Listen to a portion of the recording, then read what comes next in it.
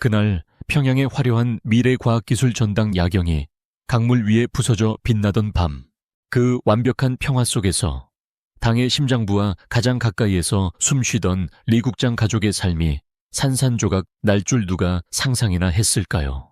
최고 지도자의 곁을 수십 년 지키며 그 어떤 풍패도 흔들리지 않던 철옹성 같은 가문이 한순간 재가 되어 사라질 운명이었음을 말이죠. 여러분이 평소 생각하는 북한의 상식, 즉 체제에 충성하면 모든 것이 보장된다는 그 믿음이 얼마나 허황된 것인지 지금부터 제가 그 감춰진 진실을 속삭여 드리겠습니다. 평양 중구역 창전거리 40층 고층 아파트의 펜트하우스.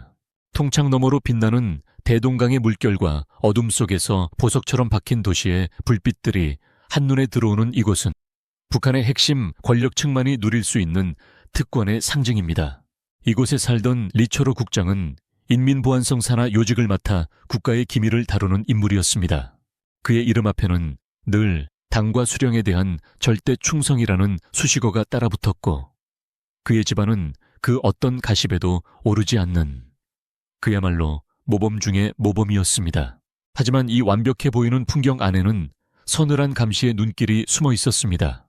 거실의 화려한 샹들리에 아래 은은한 음악이 흐르던 벽지 안쪽 어딘가에는 항상 도청기가 잠들어 있었고 단지 입구를 지키는 초소의 보위부 요원들은 오가는 모든 이들의 숨소리까지 기록했습니다.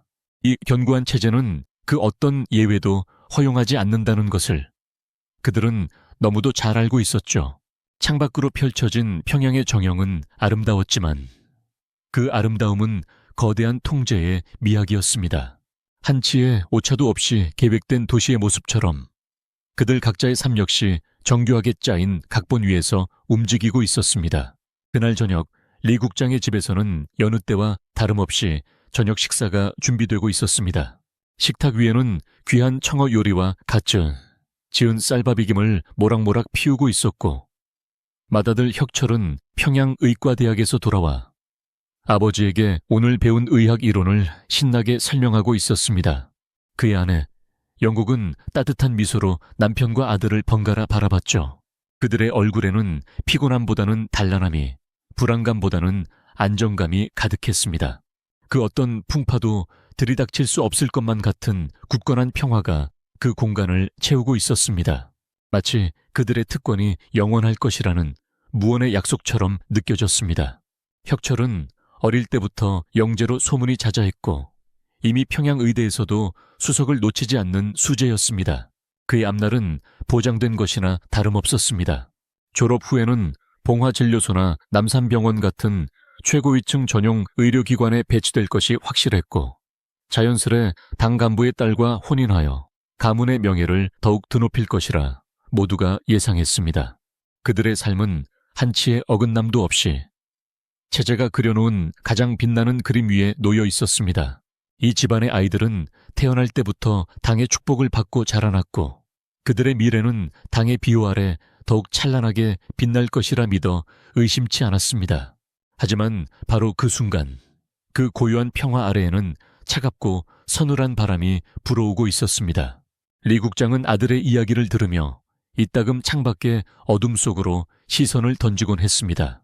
그의 눈빛에는 아주 미세한 떨림이 있었죠. 그것은 불안감이라기보다는 설명할 수 없는 어떤 예감에 가까웠습니다. 그날따라 유난히 고요했던 평양의 밤 공기는 마치 숨죽인 비극을 예고하는 듯 차갑게 가슴을 파고들었습니다. 집안의 온도는 따뜻했지만 그의 마음속에는 얼음장 같은 냉기가 스며들고 있었습니다. 그들은 자신들의 모든 것이 산산이 부서질 거대한 소용돌이의 입구에 서 있다는 것을 아직은 알지 못했습니다. 그저 잠시 스치는 한 줄기 바람이라 여겼을 뿐입니다. 그러나 그 바람은 그들의 모든 것을 휩쓸어갈 폭풍의 전조였습니다. 수십 년의 시간이 흐른 뒤에야 비로소 세상의 빛을 보게 된 한 장의 빛바랜 보고서는 당시 우리가 겉으로 보았던 사건의 배후에 전혀 다른 훨씬 더 거대한 그림자가 드리워져 있었음을 묵묵히 증언합니다. 평양 중심부 고층 아파트에 숨막히는 침묵 속에서 보위부의 도청기는 끈질기게 돌아갔습니다. 한밤중 습한 공기를 가르며 들려오는 희미한 대화는 그저 이웃 간의 사적인 잡담이 아니었습니다. 그것은 813 인민소비품 생산이라는 그럴듯한 명분 아래 은밀히 운영되던 거대한 비자금 루트의 실체를 고스란히 담고 있었습니다. 당시 북한 내부에서는 각 당 부서들이 자체적으로 외화벌이 사업을 벌이는 것이 공공연한 비밀 아닌 비밀이었습니다. 하지만 이 비자금은 단순히 부족한 물자를 충당하는 수준을 넘어 특정 고위 간부들의 사적인 금고로 흘러 들어가며 체제 내부의 부패를 깊숙이 좀먹고 있었습니다. 보위부는 오래전부터 이 흐름을 감지하고 있었습니다. 이들은 거주 등록 및 불시 숙박 검열을 통해 인민들의 일거수일투족을 감시하는 한편 핵심 타깃의 모든 통신과 사적 만남을 끈질기게 도청했습니다. 흐릿한 녹음 테이프 속에서 당 중앙의 특정 경제부서 간부들과 해외 무역상 간의 암호 같은 대화가 반복적으로 포착되었고 보위부의 칼날은 은밀히 벼려지고 있었습니다. 이것은 단순히 개인의 일탈이나 부패를 넘어선 체제의 금기를 건드리는 시스템적 충돌이었습니다.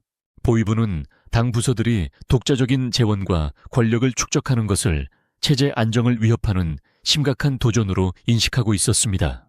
그들 눈에는 비자금 루트는 곧 보위부의 감시망을 벗어나 독자적인 세력을 구축하려는 시도로 보였을 겁니다. 여기서 북한 특유의 비정한 법칙, 즉 보위부 대 당부서 간의 암투가 적나라하게 드러나게 됩니다. 당부서가 경제적 실리를 추구한다면 보위부는 그 실리를 통해 자라날 수 있는 정치적 위협을 제거하려는, 즉 절대 권력의 수호라는 자신들의 존재 논리를 증명하려 들었죠. 사건이 표면화되자 보위부는 기다렸다는 듯이 비사회주의 검열 818 그룹을 전면에 내세웠습니다.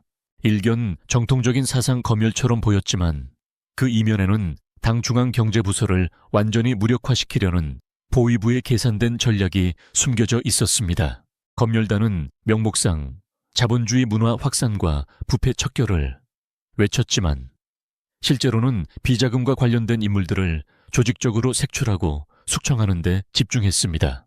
조직적인 파벌 싸움의 희생양들은 지하실, 취조실의 차가운 습기 속에서 스스로의 죄를 자백해야 했습니다.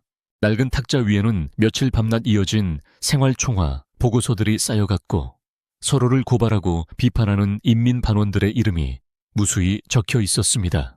이 생활총화는 단순히 사상 검토를 넘어 내부 고발과 상호 감시를 강제하는 가장 잔혹한 체제 유지의 도구였습니다.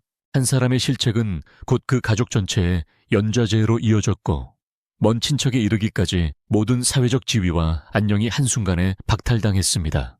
비자금의 존재를 알았던 자, 침묵했던 자, 심지어 그저 인근에서 근무했던 자들까지 거미줄처럼 얽힌 연좌의 굴레에서 벗어날 수 없었습니다. 보위부의 정보원들은 이 암투의 진흙탕 속에서 은밀히 움직였고 심지어 외부로 유출된 문서들은 사건 초기에는 단순히 몇몇 간부들의 부정부패로만 기록되어 있었습니다. 하지만 수십 년 뒤 체제를 등진 고위급 탈북자들의 증언과 우연히 세상에 드러난 파편적인 보위부 내부 문건들은 이 모든 것이 절대 권력을 둘러싼 거대한 먹이사슬, 즉 시스템적 충돌의 결과였음을 폭로했습니다. 우리가 목격했던 사건은 빙산의 일각에 불과했던 겁니다. 그 수면 아래에는 자신들의 기득권을 지키기 위해 무고한 인명조차 기꺼이 희생시키는 북한 체제의 비정한 생존 논리가 꿈틀대고 있었던 것이죠. 새카만 어둠이 내려앉은 압록강변, 영하 20도의 혹독한 추위 속에서 한영호는 눈밭을 헤치며 국경을 넘으려 했습니다. 그의 외투 안주머니에는 북한 최고위층의 해외 비자금 네트워크가 담긴 마이크로필름이 숨겨져 있었습니다. 그러나 새벽 3시 얼어붙은 강변을 따라 한 줄기 섬광이 번쩍였고 이내 군화발 소리가 차가운 공기를 갈랐습니다. 그는 체포 직전 필름을 강물에 던지려 했지만 그의 몸을 수색한 보위부 요원의 손에 마이크로필름은 아무렇지도 않게 들려 있었습니다. 위성사진에 잡힐 리 없는 평양 보위부 지하 깊숙한 곳, 창문 하나 없는 육면체의 방에 한영호는 던져졌다. 천장의 등기구가 기분 나쁜 주황색 불빛을 깜빡이며 희미하게 방 전체를 파르르 떨게 만들었다. 낡고 녹슨 철제 의자가 그의 몸을 옥죄었고 쇠사슬의 차가운 감촉이 손목과 발목에 끈적하게 달라붙었다. 취조관의 목소리는 칼날처럼 차가웠고 때로는 득이양양한 미소를 띠며 그의 나약한 정신을 난도질했다. 이 필름 한 장이 자네뿐 아니라 평양의 거목들을 뿌리째 뽑아낼 것이야. 자네는 그저 첫 번째 희생양일 뿐. 그 말은 한영호의 귓가에 맴도는 저주이자 그가 미처 상상조차 하지 못했던 거대한 파멸의 서곡이었다. 그날 밤 평양의 모든 시계는 정지된 듯 했다. 보위부의 검은 그림자는 한영호의 가족을 넘어 그의 이름 석자와 연관된 모든 흔적을 지우기 시작했다. 고급 아파트에 육중한 현관문이 굉음과 함께 박살나고 번쩍이는 섬광 아래 가구들이 산산조각 났다. 어머니의 절규는 유리창 깨지는 소리에 묻혀 맥없이 허공으로 흩어졌다. 아이들의 작은 손때 묻은 장난감은 짓밟히고 벽에 걸린 가족 사진은 갈기갈기 찢겨 바닥에 나뒹굴었다. 한 가문의 역사가 담긴 앨범들은 불길 속에 던져졌고 그들의 이름이 새겨진 모든 기록물은 먼지로 변했다. 집안의 모든 물건은 마치 그 존재 자체가 죄인이라도 되는 양 무자비하게 파괴되었다. 거대한 위성이 찢겨나가듯 한씨 가문이라는 견고했던 세계가 파편이 되어 산산조각 나는 순간이었다. 파괴는 거기서 멈추지 않았다. 한영호의 자백과 마이크로필름 속 정보는 거미줄처럼 얽힌 연루자들을 낱낱이 지목했다. 당 중앙경제부서의 해외 자금관리 담당자들, 외화벌이 무역상사의 고위 간부들, 심지어 그들에게 편의를 제공했던 외교관들과 호위사령부의 일부 인사들까지 평양의 고급 아파트 단지마다 비명과 함께 문이 부서지는 소리가 밤새도록 울려 퍼졌다. 텅 빈 복도를 찢는 날카로운 벨소리, 그리고 뒤이어 들려오는 철문이 닫히는 둔탁한 금소금. 새벽녘의 거리에는 희미한 가로등 불빛 아래 속을 알 수 없는 검은색 호송차들이 줄지어 미끄러져 갔다. 그 차가운 철제 상자 바닥에는 퀴퀴한 녹슨 냄새와 함께 절망의 그림자가 짙게 깔렸다.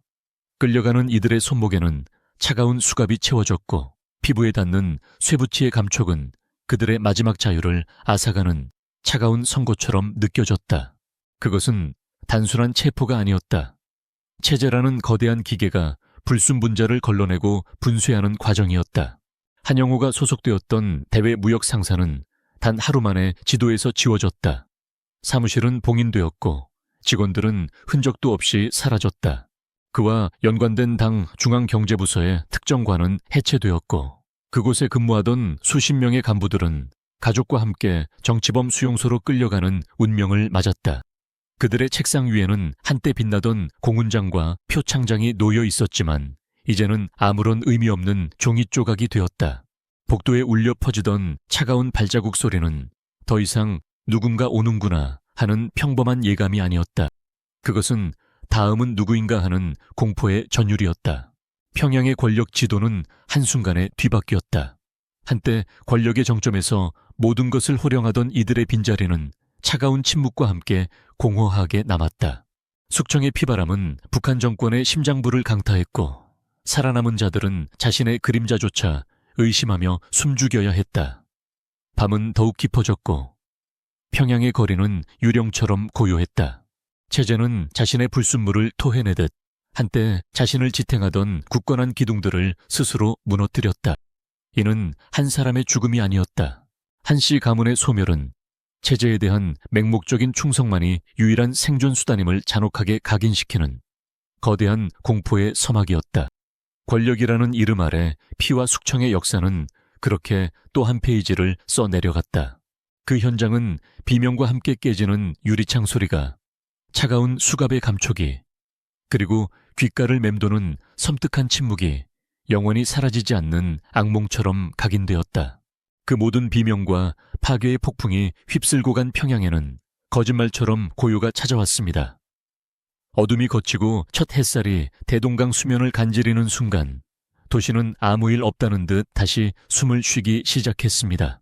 밤새도록 울리던 섬뜩한 소음들은 마치 존재하지 않았던 것처럼 망각의 강물에 쓸려 내려갔습니다. 거리의 행인들은 바삐 움직였고 시장의 상인들은 활기찬 목소리로 하루를 열었습니다. 마치 이 거대한 기계가 밤사이 불필요한 부품을 떼어내고 기름칠을 다시 한 뒤 이전보다 더 매끄럽게 돌아가는 듯 보였습니다. 한때 평양의 권력 지도를 뒤흔들었던 한 가문의 파멸은 그저 거대한 체제가 스스로를 정화하는 과정의 한 페이지에 불과했습니다. 한영호의 이름 석자와 그의 가족이 지니고 있던 모든 흔적은 거대한 역사의 파도 속에서 한 줌의 먼지가 되어 사라졌습니다. 그들이 가졌던 맹렬한 야심도, 탐욕도, 심지어 그들의 존재 자체도 이제는 존재하지 않는 그림자가 되어버렸습니다. 위성사진에 잡힐 리 없는 깊은 지하 어딘가에서 그들의 육신은 차가운 침묵 속에 갇혔을 테고 그들의 이야기는 누구도 감히 입에 담을 수 없는 금기가 되었을 것입니다. 보이지 않는 손에 의해 지워진 자들의 빈자리는 또 다른 이름 모를 얼굴들로 빠르게 채워졌습니다. 체제는 언제나 완벽하게 작동해야 했고 개인의 운명은 그 거대한 바퀴에, 톱니바퀴 하나에 불과했습니다. 거대한 체제의 부품으로서 소모된 그들은 욕망과 집착으로 점철된 삶을 살다 결국 흐르는 강물 앞에 모래성처럼 허무하게 무너져 내렸습니다. 역사의 비정한 흐름은 그 어떤 개인의 비극에도 눈물 한 방울 흘리지 않았습니다.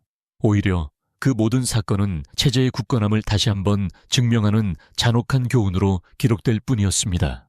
지금 이 순간에도 평양의 밤은 깊어만 갑니다.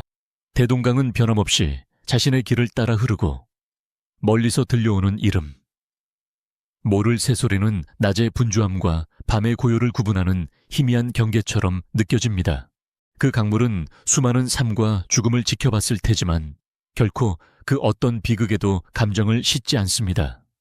그저 묵묵히 흘러갈 뿐입니다. 이 거대한 체제 속에서 한 개인의 삶과 죽음은 과연 어떤 의미를 가질까요? 인간의 욕망은 어디까지 허용되며 그 끝은 결국 무엇일까요? 사라진 자들의 비극은 과연 단순한 일탈이었을까요? 아니면 체제 자체가 내포한 숙명적 그림자였을까요? 이 모든 질문은 답 없이 공중에 맴듭니다. 다만 우리는 비정한 역사 속에서 소모품처럼 쓰러져간 수많은 이들의 그림자를 기억하며 그들의 이야기가 우리에게 던지는 서늘한 통찰을 곱씹어볼 뿐입니다. 모든 것이 잠든 듯한 이 평양의 밤처럼 역사는 그저 묵묵히 다음 페이지를 기다리고 있습니다. 비록 한 가문은 흔적도 없이 지워졌지만 체제는 여전히 굳건히 서 있습니다. 이처럼 냉혹한 현실 앞에서 우리는 어떤 결론을 내릴 수 있을까요?